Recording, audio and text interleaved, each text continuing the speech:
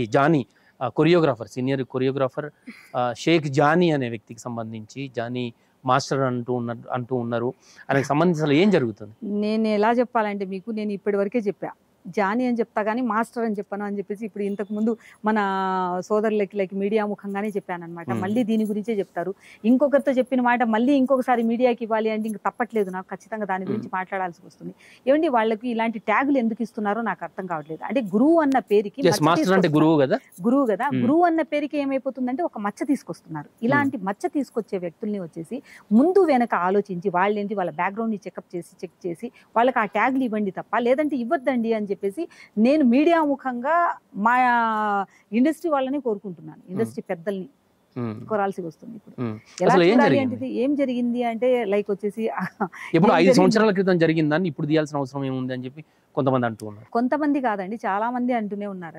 మాకు తెలిసినంత వరకు చేస్తున్నారు. ఒక రకంగా రాజకీయంగా తీసుకుంటారు. మీరు సీనియర్ ప్రొడ్యూసర్ గా ఉన్నారు, ఇండస్ట్రీ తోటి మంచి పరిచయాలు ఉన్నాయి, మీకు అనుభవం ఉంది. ఎంత ఇండస్ట్రీ పరంగా పరిచయాలు ఉన్నా కూడా అండి పర్సనల్ ఇన్వాల్వ్మెంట్ ఉండదు కదా, ఎవరితోనైనా మాకు పర్సనల్ రిలేషన్ అనేది ఉండదు కదా. మేము ఎంతవరకు చూస్తాము అంటే ఓకే ఫైన్, ఇది ఎంతవరకు జరుగుతుంది, ఏం జరుగుతుంది, దీనికి మేము ఖండించాలనా సమర్థించాలనా, మా ఓటింగ్ అంతవరకే ఉంటుంది. ప్రొడ్యూసర్ కౌన్సిల్ నుంచి ఇదే ఓటింగ్ ఉంటుంది. మా ఓటింగ్ ఇప్పుడు ఏం జరిగింది, సో ఆ మనిషిని ఆ కౌన్సిల్లో నుంచి తీసేసేయాలి, దట్స్ ఇట్. ఎందుకంటే ఆయన కొరియోగ్రాఫర్ గా ఉన్నప్పుడు ఒక ప్రెసిడెంట్ గా కూడా ఉన్నారు. సో ఆయన తీసి పడేసాం అందులో నుంచి, కౌన్సిల్ నుంచి ఆయన లేదు. అంటే అంతకంటే ఘోరమైనటువంటి పనిష్మెంట్ ఇంకెవరికి ఉండదు నాకు తెలిసినంత వరకు. ఎలా అంటే బార్ కౌన్సిల్ నుంచి టోటల్ గా క్లియర్ చేసేసారు ఆయన. అంటే అతని లైఫే లేదు. ఎంతో కొన్నేళ్లు కష్టపడి ఇంత పేరు తెచ్చుకోవాలి అంటే ఇండస్ట్రీలో అది చాలా ఎఫర్ట్స్ అండి. జాతీయ స్థాయిలో అవార్డ్స్ వచ్చినాయి బెస్ట్ కొరియోగ్రాఫర్ గా. ఒక పార్టీలో జనసేన పార్టీలో మంచి పొజిషన్ లో ఉన్నారు. మా యూత్ ఫాలోయింగ్ ఉంది. రాబోయే రోజుల్లో జనసేనలో కీలక పదవి వచ్చే అవకాశం ఉంది. ఇవన్నీ చెప్తూ ఉన్నారు. దానికి ఏంటిదంటే రియల్లీ పిటి ఆన్ హిమ్. ఆయన మీద ఒక రకంగా సానుభూతి, ఇంకొక రకంగా ఏంటంటే ఖండించాల్సింది. ఒక అమ్మాయికి అన్యాయం జరుగుతున్నప్పుడు ఒక మహిళకి నేను రెస్పాండ్ అవ్వాల్సింది ఏంటంటే ఇలాంటివి చేయకుండా ఉండాల్సింది. ఒక గురువు స్థానంలో ఉండి ఇలాంటిది వాటికి ఎంకరేజ్ చేయకుండా ఉండాల్సింది. సో దాన్ని నేను పూర్తిగా ఖండిస్తున్నాను. దెన్ అదే విధంగా ఏంటంటే జానీ మాస్టర్ బయటికి వచ్చిన మాస్టర్ అంటున్నా మళ్ళీ, ఎందుకంటే ఆ మాస్టర్ ట్యాగ్ తీసి పడేసేయాలి. సో ఇవి అన్ని మొత్తం అన్ని అందరికి ఒక్కొక్కరికి ఒక్కొక్క బిరుదులు ఇస్తున్నారు. సో ఆ బిరుదులు చెప్పుకోకపోవడమే మేలు అనిపిస్తుంది నాకు. అలాంటివి ఎన్ని ఇవ్వకూడదు అని చెప్పేసి అనిపిస్తుంది నాకు. లవ్ జిహాద్ కోణం కూడా ఇందులో ఉంది అంటుంటారు, నిజమేనా? ఇప్పుడు ఆయనది inter caste marriage. Inter caste marriage అయినప్పుడు ఏం చేస్తున్నారు, ఇంటర్ రిలీజియన్ ఇన్ ద సెన్ వచ్చేసి ఆ రిలీజియన్ ఇంటర్ క్యాస్టే కదా. ఇంటర్ క్యాస్ట్ లో చేసుకుంటేనే కదా ఇంటర్ రిలీజియన్ అవుతుంది. రిలీజియన్ ఏంటంటే హిందూ అమ్మాయి ఒక ముస్లిం అబ్బాయిని పెళ్లి చేసుకునింది. ఆ అమ్మాయి హిందూగా కన్వర్ట్ చేసుకున్నాడు, ముస్లిం గా కన్వర్ట్ చేసుకున్నాడు. ఈ పిల్ల ఏం చేస్తుంది, ఇప్పుడు ఆ అమ్మాయిని కూడా కన్వర్ట్ అవ్వమని చెప్పేసి ఈ పిల్ల చెప్తుంది అని చెప్తారు. ఇప్పుడు ఇక్కడ ఏమైపోతుందంటే ఎలా చెప్పాలంటే దీన్ని మనము లవ్ జిహాద్ కిందికి, అంటే ఇది ఒక ట్యాగ్ అనేది మనం క్రియేట్ చేసేసారు. లవ్ జిహాద్ అనేది క్రియేట్ చేసేసి ఉన్నారనమాట. సో దానికి దీంట్లోకి అంటే వీళ్ళ స్టోరీ లవ్ స్టోరీ అయినా సరే, వీళ్ళు చేస్తున్న పనులైనా చేస్తే దానికి దగ్గరలో ఉన్నావు కాబట్టి ఖచ్చితంగా అది మనము ఒప్పుకోవాల్సి వస్తుంది. పోక్సో యాక్ట్ కింద కూడా కేసు నమోదు చేస్తున్నారు, అతని మీద అరెస్ట్ కూడా చేస్తున్నారు. ఇంకా ఇట్లాంటి భవిష్యత్తులో జరగకుండా ఎవరు కూడా చేయకుండా ఉండాలంటే ఏమండి వాళ్ళ ఎథిక్స్, వాల్యూస్, దెన్ వాళ్ళ క్యారెక్టర్, దెన్ వాట్ ఏంటిది, వాళ్ళ బ్యాక్గ్రౌండ్ ఏంటిది అని చెక్ చేయాలి. కానీ అంటే ఎన్ని అరికట్టగలిగాం ఇప్పటి వరకు. ఊరి కూడా వేసాం, చిన్న పిల్లల్ని వచ్చేసి లైక్ రేప్ చేస్తున్నారు అనే ఉద్దేశంతో ఊరి కూడా వేసాము, అది కూడా తీసుకొచ్చాము. అంటే దానికి ఇంప్లిమెంట్ లేని దీనికి భయపడతారా? ఎక్కడ మార్పు రావాలి మరి? ఎక్కడ మార్పు రావాలి అంటే జనాల్లో మార్పు రావాలి, జన చైతన్యం కలగాలి. సో జనాలు ప్రతి ఒక్క దానికి మనకెందుకులే అని చెప్పేసి మన చుట్టుపక్కల జరుగుతున్నటువంటి తతంగాన్ని మనం చూస్తూ ఉన్నంత వరకు ఇలాగే జరుగుతూ ఉంటుంది. దానికి రెస్పాండ్ అవ్వకుండా ఇది ఇన్స్టెంట్ జస్టిస్ ఇన్స్టెంట్ గా ఇప్పుడు ఎక్కడికో వెళ్ళిపోయాడు, అక్కడికే వెళ్ళిపోయాడు అంటే ఎక్కడో ఒక చోట అయితే ఉన్నాడు కదా, ఎక్కడో ఒక చోట అయితే గమనిస్తున్నారు కదా. So what ever it maybe, అతను మంచోడు కావచ్చు, చెడ్డోడు కావచ్చు, ఏదైనా కానీ జరిగిన అన్యాయాన్ని ఎదుర్కోకుండా వెళ్ళిపోయాడు అంటే తప్పే. ఇప్పుడు నాకు అన్యాయం జరుగుతుంది, నేను ఎక్కడికి వెళ్ళలేదు, నేను ఇక్కడే ఉన్నాను, మీరు నన్ను ఎందుకు ఇలా ఫోకస్ చేస్తున్నారు, ఎంతో కష్టపడి నేను వచ్చేసి ఇలా వచ్చాను అని చెప్పేసి చెప్పాలి కదా. ఆయన అప్స్టాండింగ్ ఎందుకు అవ్వాలి, అవసరం లేదు కదా. ఆయన ఎందుకు అప్స్టాండింగ్ అవ్వడం వల్ల ఏమైపోయింది, ఇంకా తప్పు అయిపోయింది. దాన్ని ఎలా చూస్తారు జనాలందరూ వచ్చేసి, దాన్ని ట్రోలింగ్ చేస్తూనే ఉంటారు. తప్పు చేశాడు కాబట్టి పారిపోయాడు అంటాడు, తప్పించుకోవడానికి పారిపోయాడు అని అనుకోరు. తప్పు చేశాడు కాబట్టి పారిపోయాడు. ఈ కాస్టింగ్ కౌచ్ కావచ్చు, లేకుంటే దీన్ని కాస్టింగ్ కౌచ్ అంటాం మనం. జనరల్ ఒకరి అవసరాన్ని ఒకరి అవసరాన్ని వీళ్ళ అవకాశంగా. బ్రదర్ మీరు ఈ క్వశ్చనే మీరు నిజంగా ఇప్పటికి నాకు అడగద్దు. ఎందుకంటే కాస్టింగ్ కౌచ్ అంటే ఒక ఇండస్ట్రీకే ఉంటుందా అండి? ఒక ఇండస్ట్రీకే ఉంటుందా? ఏం సాఫ్ట్వేర్ కంపెనీలు లేవా చెప్పండి? లేదంటే ఎక్కడ లేదు ఇండస్ట్రీ ప్రతి ఒక్క దానిలో వచ్చేసి ఏ మీడియాలో లేదా? ఎక్కడ లేదు చెప్పండి. అంటే ఈ వేధింపులు అంటే ఏంటిది? మానసిక వేధింపులు అయితే కూడా అది లైంగిక వేధింపుకు రాదా? అంటే మన మనసు అనేది మన శరీరంలో లేదా? అంటే అది ఆడవాళ్ళకే వర్తిస్తుందా, మగాళ్ళకి వర్తించదా? అంటే మగాళ్ళు అంటే ఏంటంటే చెప్పుకోలేకపోతున్నారు.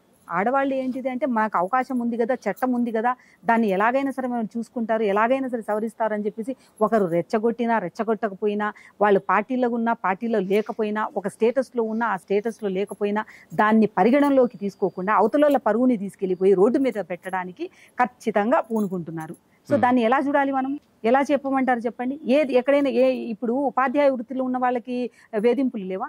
ఏ సెక్టార్లో వేధింపులు లేవు చెప్పండి? ఒక ఇండస్ట్రీనే ఎందుకు టార్గెట్ చేస్తారు? ఇండస్ట్రీలోకి వచ్చేసరికి కాస్టింగ్ కౌచ్, ఇంకొక డిపార్ట్మెంట్లోకి వెళ్తే అది ఏ కౌచ్ అవుతుంది? నాకు అర్థం కావట్లేదు. ఇంత సాఫ్ట్వేర్ కంపెనీ అయితే సాఫ్ట్ కౌచా, ఆ టెక్నికల్ కంపెనీ అయితే టెక్ కౌచా, ఎలా చెప్పాలి? ఎయిర్లైన్స్ అయితే ఎయిర్ కౌచా?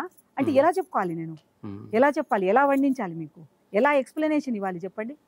ఇట్లా ఏంటంటే సమాజంలో ఎవరికెవరికి ఉన్న బాధితులు ప్రతి ఒక్కరికి బాధితులే. ప్రతి ఒక్కరు బాధితులమే మనం అందరం. ఇప్పుడు కష్టపడి పని చేసే వాళ్ళు ప్రతి ఒక్కరు బాధితులేనండి. ఎవ్వరు బాధితులు కాకుండా అయితే లేరు. ఖచ్చితంగా ప్రతి ఒక్కరు బాధితులే. మీరు వెయిట్ చేయలేదా? ఇండస్ట్రీలో ఇన్నేళ్ళు 20 ఏళ్ళు 30 ఏళ్ల నుంచి ఇండస్ట్రీలో ఉన్నారు. మీరు ఎలాంటి వేధింపులకు ఎదుర్కోకుండా, ఎలాంటి కాంపిటీషన్ లేకుండా మీరు వచ్చేసి ఈ లెవెల్కి వచ్చున్నారా చెప్పండి? పోనీ నేను ఎలాంటివి అంటే ఎలాంటి కాంపిటీషన్, నాకు వేధింపులు లేకపోవచ్చు, ఎలాంటి మనోవ్యాధి అయితే ఖచ్చితంగా నాకు ఉంది కదా. నేను వచ్చి ఒక కాంపిటేటివ్ ఫీల్డ్లో నేను ఉన్నాను. నన్ను ఎవరు పాయింట్అవుట్ చేయలేరు, నన్ను ఎవరు క్వశ్చన్ చేయలేరు. కానీ కాంపిటేటివ్ ఫీల్డ్లో వచ్చేసి ఎవరో ఒకరు ఏదో ఒకటి చిన్న ఇన్సిడెంట్ చేసినా ఒక సేవా దృక్పథంతో ఉన్నదానికి నా మనసు చిక్కుమంటది. దానికి ఎవరు రెస్పాన్సిబుల్? సమాజం మీద నేను నింద వేయమంటారా, లేదా నన్ను నేను నిందించుకోమంటారా? చివరిగా చెప్పండి, సినిమా ఇండస్ట్రీలో ఉన్నటువంటి ఒక పెద్దగా ఇలాంటివి భవిష్యత్తులో జరగకుండా ఉండాలి అంటే ఎట్లాంటి జాగ్రత్తల్లో ఉండాలి? చూడండి, ఎవరైనా ఏ ఇండస్ట్రీలో ఉన్నా కూడా ఎక్కడైనా సరే ఎవరికైనా సరే అది ఆడా మగ అనే తేడా లేకుండా ఎవ్వరికి కూడా అన్యాయం జరగకూడదు. ప్రతి ఒక్కరూ మానవతా దృక్పథంతో ముందుకెళ్ళండి. మానవతా దృక్పథంతో అవతలోళ్ళని గుర్తించండి. అవతలోళ్ళ కష్టం ఏంటి నష్టం ఏంటి అనేది తెలుసుకోండి. ఓకే, ముందు వెనక ఉంటాయి ఎవరికైనా కష్టాలు నష్టాలు, బట్ తీర్చుకోవడానికి మనలో ఎంతో కొంత మానవత్వం అయితే ఉండాలి కదా. ఉద్ధరించడానికి అయితే మనం ఉండాలి కదా. అలాంటివి చేయాలి తప్ప ఊరికే అనవసరంగా మనం ఇది చేసాము అది చేసాము, మేమేదో ఆరిచ్చేస్తున్నాం తీరిచ్చేస్తున్నాం అని చెప్పే పెద్దలు ఇండస్ట్రీలో ఉండక్కర్లేదు. వాళ్ళు చేయాలి అంటే ఎంతమంది పెద్ద పెద్ద వాళ్ళు ఉన్నారని లెజెండ్స్ ఉన్నారు. సో వాళ్ళు ఒక స్టాండ్ తీసుకోవాలి. ఇట్లా మన ఇండస్ట్రీకే ఎందుకు ఇలా అవుతుంది? కొన్ని 20,000 మంది వచ్చి ఒక్కొక్క డిపార్ట్మెంట్లోనే 20,000 ఒక కెమెరా డిపార్ట్మెంట్లోనే కొన్ని వేల మంది ఉన్నారండి. దెన్ ప్రొడక్షన్ డిపార్ట్మెంట్లో కొన్ని వేల మంది ఉన్నారు. లక్షల మంది వచ్చేసి టెక్నీషియన్స్ ఉన్న ఒక ఇండస్ట్రీకి ఇంత మచ్చ ప్రతిసారి ఇండస్ట్రీని ఎత్తేస్తున్నారు. మనం భుక్తి పొందుతునే దాని నుంచే. దాన్ని మనము ఒక తల్లిలాగా చూసుకుంటున్నాము.